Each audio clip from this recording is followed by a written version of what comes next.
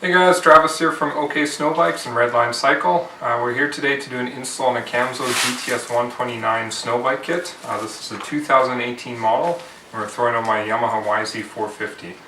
This is going to be my second year running the Camso kit. Last year I was blessed with the opportunity to run it for a season, test it, give my feedback, and I had so much fun last year I asked them to sign me up again for year number 2. This year they've got a bunch of upgrades they've done, so I'm really looking forward to see how it handles, and let's check out how the kit goes. So speaking of upgrades, what did they do? What changes are we looking at for 2018, and how they improve the 2017 kit? I just want to say good job on Camso's part. They took my feedback and all the other riders' feedbacks last season and put it to use and built this 2018 kit. And the first thing I noticed last year when I was racing was the strut rod. You know, out in the trees and everything, it worked fine. I didn't have any issues with it. But as soon as I got on the track, we had some fatigue issues. So, first things first is the 2018 kit. They've got beefier, stronger strut rod. I had the chance to actually run this last year when I was racing. They sent me an upgraded rod, but now the 2018 kits come standard with this. So that's excellent. Good job, Camso. A few of the other things to mention, they updated their brake caliper and rotor so you don't have any icing issues. They went to bigger bogey wheels on the track kit to give a lot more track speed, and that to me is awesome because that was one of the selling features last year when I demoed this kit. So I got out there and the track speed was significant right off the get-go. You could notice the difference over the timber sled that I was demoing that day. I know I'm going to get a lot of guys saying, hey, what bike were you on? Were they same bikes? How can you judge that? I've owned a timber sled personally. I've used them for years and I love them. They're a great kit. I mean, everyone tries to meet the timber sled standard, but I hopped on the Camso and right off the bat I could notice better track speed, better traction, better flotation, and that spoke numbers to me. And after a full season on this kit, and now going into my next season, I'm really excited because this is comparable to a timber sled. So before I get carried away, talk about how great the Camso is and how well it stacks up against the timber sleds and all the other kits out there. Let's get started on this install. So first thing you're going to want to do is remove the upper shock bolt so we can pull the rear end off. And once we're done that, we're going to head down and on the Yamaha's pull the chain guide pulley wheel off so you can access the lower linkage bolts.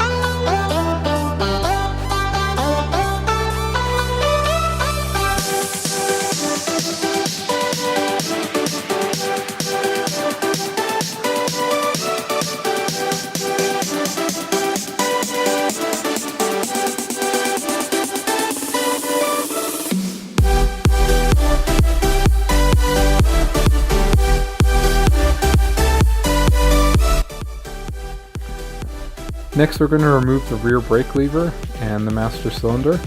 This will allow it to come loose from the main frame and be pulled off all in one go with the swing arm. In the Yamahas we use Allen keys for this, so you just loosen it off and away she comes. Last thing you need to do is loosen off the swing arm bolt that goes through the frame of the swing arm, and once we have that all pulled off we should be able to just remove the whole rear end of the bike.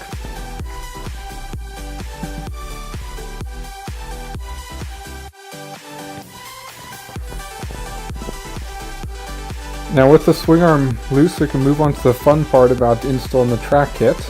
So first things first, we're going to get that strut rod installed on there. There are two ways to install the strut rod depending on what bike you have. This will be outlined in your manual. It's just a matter of how the rubber bushings get mounted.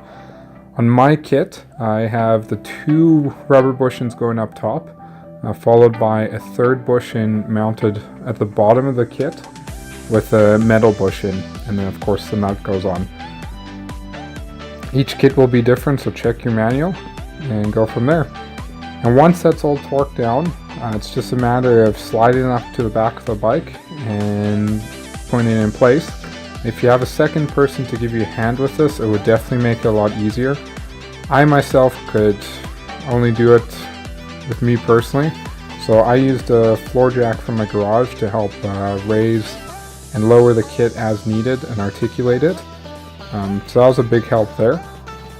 And my one word of advice is get the lower part installed first. Now this is the part that's in place of the swing arm where your bushings go. Get that lined up, get the bolt through there, and then that'll allow you to articulate the track to get that upper shock bolt through the strut mount there.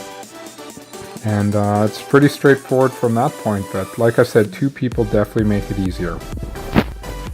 And onto the ski install we go. The ski install is very straightforward. Bushings are side specific. One's bigger and one's smaller. This is for my Yamaha, so it might be different for other kits. But basically you install the two outer metal plates. They have two smaller rods that go through the middle. They fit into the slots, so you get those installed. And you put your two axle bushings on either side there and press them together nice and snug.